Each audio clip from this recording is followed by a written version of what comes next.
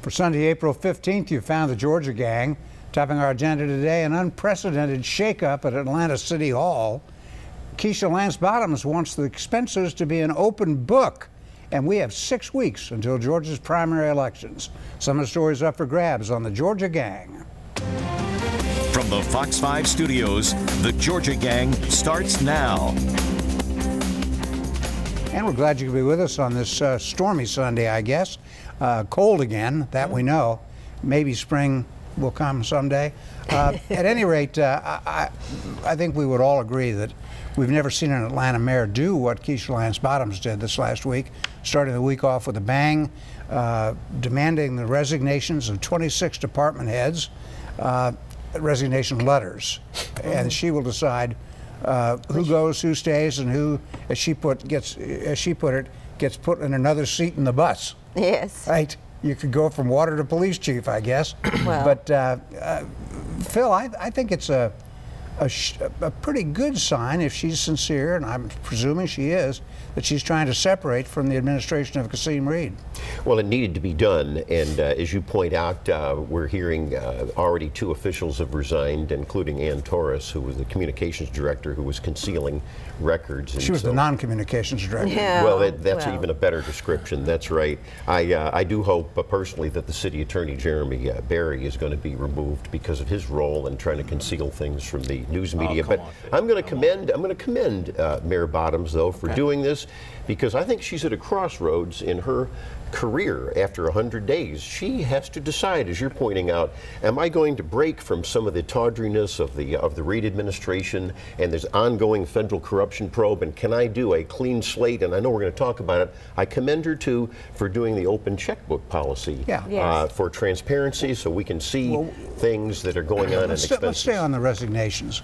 I get the feeling, I mean, she mentioned it, that she needed that there was a stench at City Hall, the corruption investigation. She said, we've got to get away from that. But what I'm wondering is why were Ann Torres, okay, I can understand her leaving. That's a mess she's got herself in. Jim Beard, the chief financial officer, resigned several days before the announcements. What's up with that? Anybody have any insight, Tharon? Well, I think the first thing we got to point out is that in the very first cabinet meeting that Mayor Bottoms had, she said to her entire cabinet, don't worry, you guys still have your jobs. I'm going to take 90 days to evaluate everyone, really figure out the direction that I want to take the city and my administration. And so everyone in the cabinet was sort of, warned that she was going to say, all right, I'm going to take these first 90 days. And I want to also push back on this. This is a standard procedure. I mean, administration, sometimes people come in and they accept resignations on the day one. Sometimes people wait, 4 to 6 months to really sort of reevaluate the staff and accept the resignations. And so I think that, while she's requested the resignations, we don't know who she's accepted except the 2 that we've mentioned.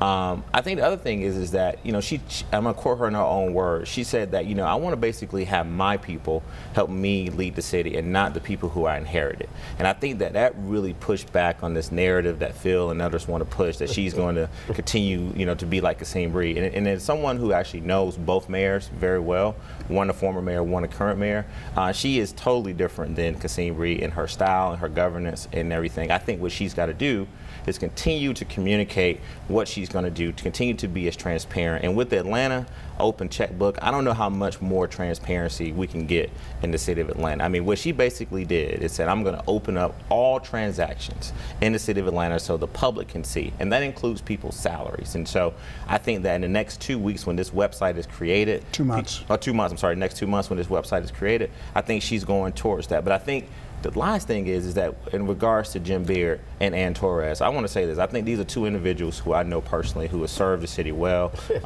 I think that they're going to go on and be very productive in their career. Also, I think that in the case of Jim Beard, he kind of stayed there for a little while to help Mayor Bottoms kind of get her footing, and it probably was the plan all along to eventually kind of transition out. And so I think, again, these are 2 minor setbacks, but I think the mayor is on the right direction. You ever do that in the private sector? Demand all the department heads resignations? I've seen it done. Well, I have seen it done too. I mean, that's generally what happens, particularly in bigger corporations where you have executives who new executives come in and they bring their team in. And I think that's exactly what is happening happening here, and she's taken the time to do it. And also, she's been very open about it. It happened. I'm sure it's happened in every administration, but they just don't announce it in the same kind of way. And one of the things that was so impressive to me last week was she had the press conference for everyone, and she opened it up, and the pictures of City Hall with people on every level. The employees. Interesting, yeah. It was fabulous. I think she just really is trying to be transparent. Well, one of the things that's frustrating about all this, to me anyway, is the ongoing federal investigation. I'm somewhat put off by the fact that the new U.S. Attorney, B.J. Pack, has said we know to whom the bribe payments went, and he used plural. I said that last week. Well, if you know, why don't you have more indictments? Well, the answer is he's putting her in a terrible spot. He's trying to flip people. That's typical in an investigation. Well, flip them. Well, yeah, that's what he's doing. Investigations take time. And remember what B.J. Pack, the U.S. Attorney, said. He said, the culture of corruption starts at the top. And he was, of course, referring to the Reid administration. And so I hope that Mayor Keisha Lance Bottoms, and as I just said, I like some of the moves she's making. We'll have to see who she keeps and who she doesn't keep. And yeah, everybody likes to have their own team. That's fair. But I think she's going to have to make some real determinations as that there's going to be no more stonewalling of communications with the media if she's really for transparency. Yeah, but the media has got to decide which side they're on, right? Are you on the side to basically try to sell papers and drive up your digital advertisement, or you truly want to be what good old journalism is about, and that is having a working relationship with the government? Well, you're forgetting that the open records law was violated. This is the thing. You're not in favor of violating the open records law. I'm not saying that, Phil, and don't try to twist my words. I'm telling you, if we all are part of the media, we are educate the listeners and the viewers every single day. But I think that the media has definitely shown that they're not giving this mayor a chance. They're doing everything they possibly can to wrap Kasim Reed around her neck, literally and figuratively. And I'm saying, well, no. Let me disagree on that. I don't think the press is doing that. Here's what's happened, in my view. She inherited a mess. Right. She's got a federal corruption investigation staring down City Hall. She's got the GBI investigating the failure to comply with the open records requests. She's got a pension board that still has no members because she can't get anybody to serve on it because they're not sure it's legal. That's swell. Jim Beard, of course, who kind of oversaw the pensions, he's gone. She's got a mess. She's got a state Senate study committee looking at the airport and turning it into a state authority, right, Phil? Right. But these are all things that she inherited. Well, okay? I agree. Right, and I hope that we spend a lot of time on this show. She was on the council, so she knew it was all going on. And let's also spend as much time on this show talking about her wins and her accomplishments as we do as this sexy corruption bribery case that we know that people want to know about. But I think we give her the equal amount of time to talk about the good things that her and the council are doing to move the city forward. Well, we do. Unfortunately, the good is not as prevalent as the bad. And yeah, she did inherit stuff. No, the good is more but she was on city council. I mean, you seem to forget that. No, but the good is more prevalent than the bad, I feel, and I think we got to point that out. Well, we've got to get out. But I think it's unfair in a sense. It's not her fault. She's inherited a bunch of problems. We haven't even mentioned Kasim's overspending on credit cards. We have that to do. She's got to deal with that. Somebody's taking a further look at that. Well, we haven't mentioned how the outside attorneys that were just hired this week are gouging the city. City Council was horrified to see these giant hourly rates that these outside attorneys. From Kasim Reed's former law firm, and I know that was 9 years ago. Yeah. But really, that just doesn't look right. There's a lot of good law firms in this city. They didn't have to pick Kasim's former law firm, headed by Kasim's former personal lawyer. Well, that was picked by the city attorney, who was, at best, having a problem with ethics. Well, we shall see how it proceeds. But the reason that we know those expenses was the fact that it has to do with the cybersecurity ransomware attack. And they didn't want to release, well, there was a request to release all contracts. Well, that's another problem for her. She inherited that, in a sense. Well, lacked security in the computers. And now another $3 million for lawyers on that deal. So it is a lot of challenges, but I'm just saying that the reason we know those are not the other expenses is because she didn't want to release the other contracts because it would maybe divulge some of the security for the city. So she does have a lot on her hands. Thank you. When we come back, we'll turn to the state government and a couple of big wins for Governor Deal this week. Stay with us. Have a question or comment for the Georgia Gang? Visit their website at fox5atlanta.com. So the business of the state continues, even though Governor Deal's a lame duck. This week, two major economic announcements. Purdue Chicken is is opening a big plant in Houston County, which is the home of former Governor Sonny Perdue. Purdue for Purdue. Kind of like the Holland Knight law firm, huh? Right, hope y'all point out that connection. Yeah, but I don't believe Governor Perdue is former Governor Perdue in any way related to the late Frank Perdue and his chickens. Okay. And then the other announcement, I just thought it was funny. I thought they were cousins. There was no relationship? No. David Perdue and Sonny are are cousins. Yeah. Okay. But not the Purdue chicken. No, Purdue chickens are a different deal. But also, dreaded gun manufacturer. Moving into Bainbridge, Georgia, Taurus Arms. Wow. It's good to see that. Yeah, it's good for the state's economy. Jobs, everything, exactly right. Sure. More guns, that's all we need. Yeah. Especially with rising crime rates. I like to see more guns in the hands of people who can defend themselves. And then a story that didn't get a lot of attention. I'm somewhat surprised. That NAEP examination, I don't know what teachers call it for short, but it's the National Assessment for Educational Progress. That's the nation's report card. There you go, nation's report card. Right. Georgia actually showed some improvement, especially among 8th graders, Phil. That's right. In math and reading, we were ticked up 2 points. It was wonderful news. The one thing that ought to give us pause, though, is that in the 4th grade, we went down in reading. So we need to work on that. There's more work to be done. Yeah, and the lower income cohort did not do well. That's a continued problem in Georgia. Historical. Governor Perdue also this week urged Blue Cross and Piedmont Health Systems back to the negotiating table. Not much to say about that, except that they are negotiating, right? That's good, and it's a 600,000 horrible thing affected. For 600,000 people, and I hope there's going to be a resolution soon. And then in DeKalb County, you know, when you think it's getting better, sometimes it isn't. Michael Thurman made a pretty good report to his commission this week about how sewage spills are down quarter over quarter, and that they're proceeding with cleaning and getting up with the federal consent decree. But then came the discussion of banning garbage disposals. This is a serious proposal. It's amazing, especially in apartments. So you build new apartments because you don't have a sewer capacity. You say you can move into them, but you can't have a garbage disposal. So we'll just let your garbage pile up in the hall and the stairwells. Is that the idea? No, what the CEO basically said was this. So, you know, let's highlight what was good. So, consent decree report was a really, really good step towards the right direction for the county. I think even some of the most conservative people on the county commission had to applaud the CEO for being transparent. There are no conservative people on the county commission. There's definitely one or two, and you know who I'm talking about. But no, I think she lost that title when she took the pay raise. Well, you guys don't want to accept her back in anymore, but I'm sure she still has some clout in your conservative party. But the one thing that is really key, and I just learned this, is that 66% of the sewer spills in DeKalb County are caused by people putting grease from when you cook and everything into your garbage disposal.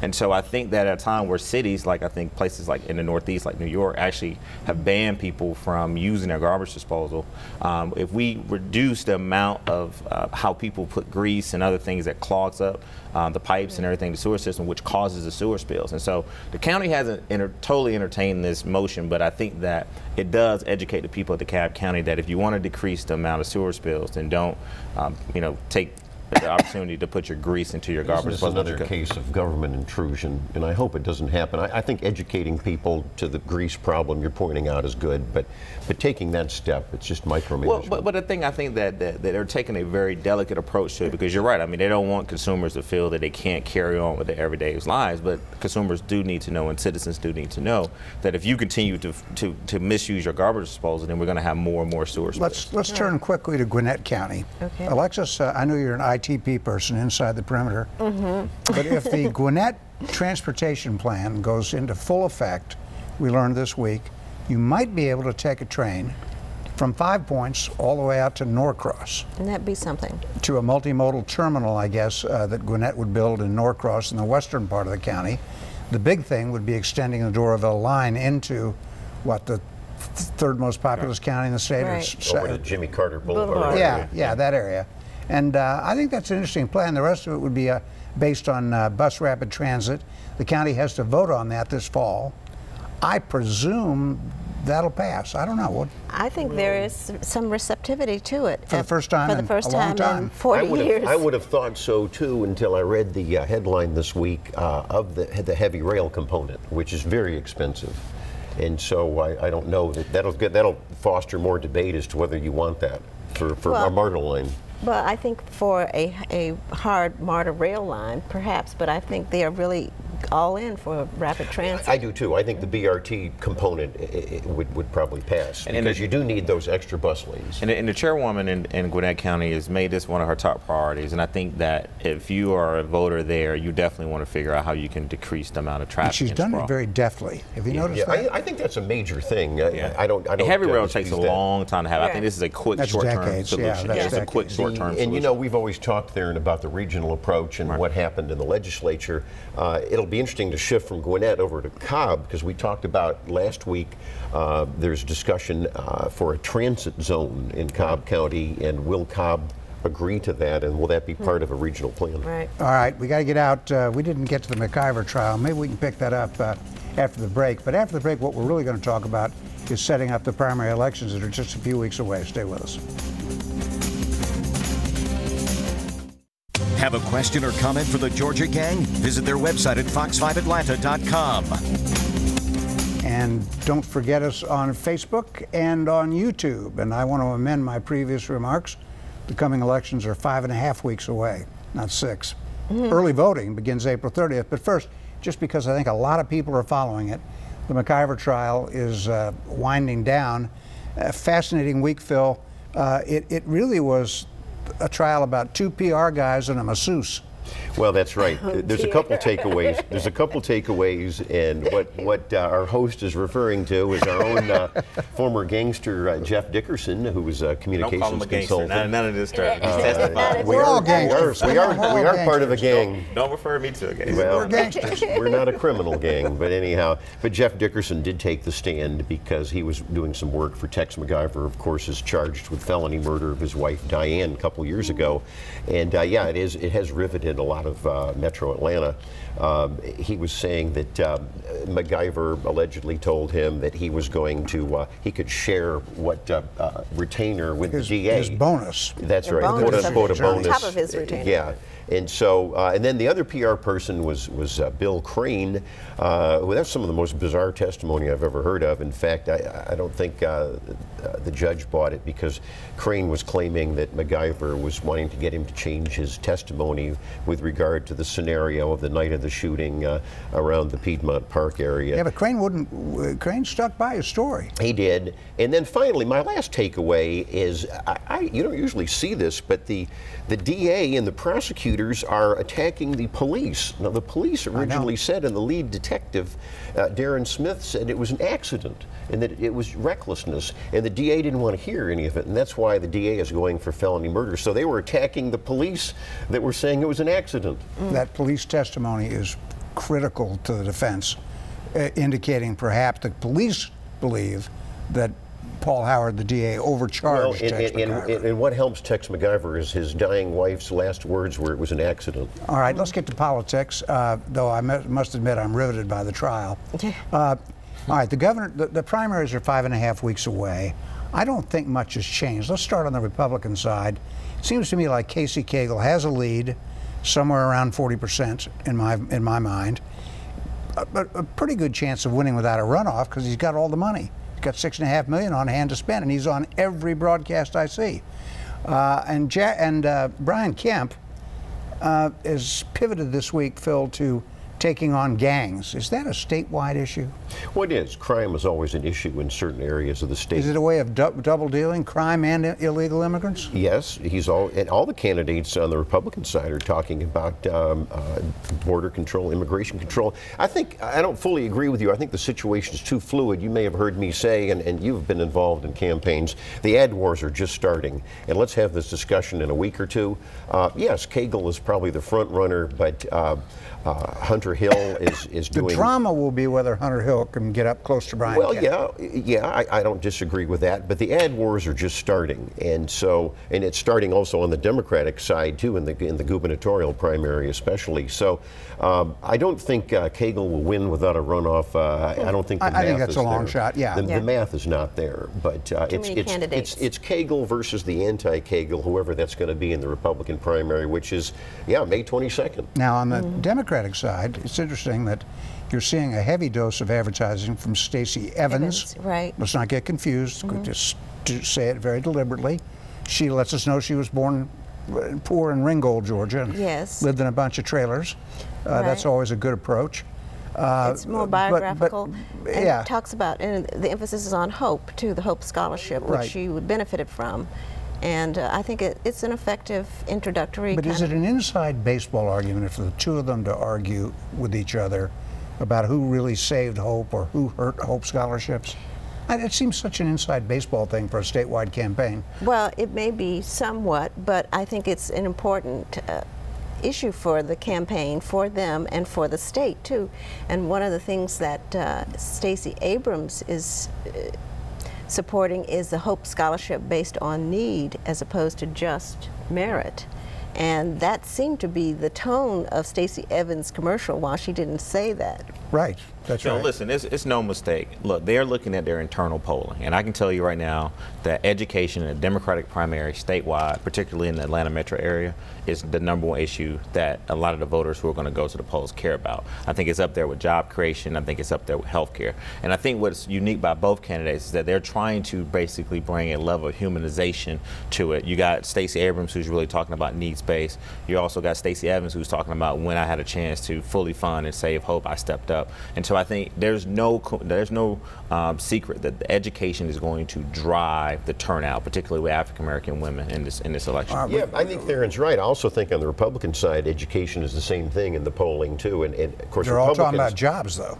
Well, Republicans have a great jobs record, especially with the Deal administration. But secondly, we're talking about on the Republican side parental choice, which by the way, a lot of African Americans and Democrats support a majority. Yes, and so that's very important. But I agree. I think hope ought to be more of an issue in the Republican primary. We got to get out. We should mention very quickly that David Schaefer, I guess the leading candidate on the Republican side for lieutenant governor, the Senate Ethics Committee has ruled is mulling that sexual harassment case, but the early report from the investigator is that it's bogus. Well, this is an exoneration of Senator Schaefer, and Penn Payne was the investigator for the Senate committee. She's a Democrat. She has said in the media that I wouldn't characterize it as an exoneration. Well, I would, because I'm quoting Penn that there's very little credibility in these allegations against the senator at all. All right, when we come back, we will jump right to winners and losers.